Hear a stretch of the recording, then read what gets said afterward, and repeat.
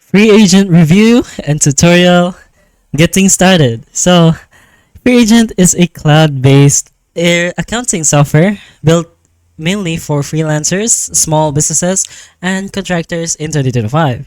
It remains popular for its user-friendly design and automation tools that simplify bookkeeping, invoicing, and for tracking.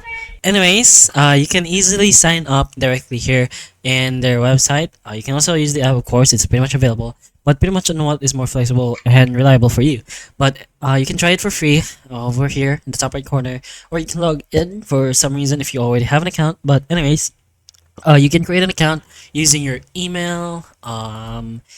Pretty much choose your business type. You could be a sole trader, whatnot. Put in your details like your first name, last name, email address, of course. So you'll use this to sign into a free agent. So have this ready since you're gonna have to confirm.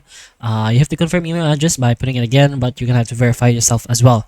Your business name, business type, as mentioned over here. You have a option, and then the password that you want. So it must be at least 12 characters. So you can put this over here as well, either yes or no. If you're joining their mailing list to receive help with news, offers, and more, they can just pretty much give you this as notifications or directly to your email.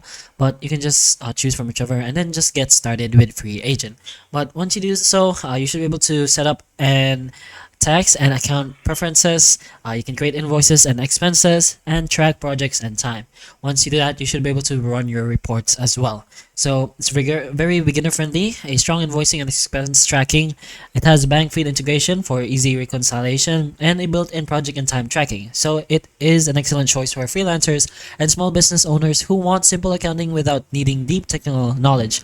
Its automation and tax tools save time, but it may not be powerful enough for larger companies with complex needs. But for small operations, it's definitely worth it as of now.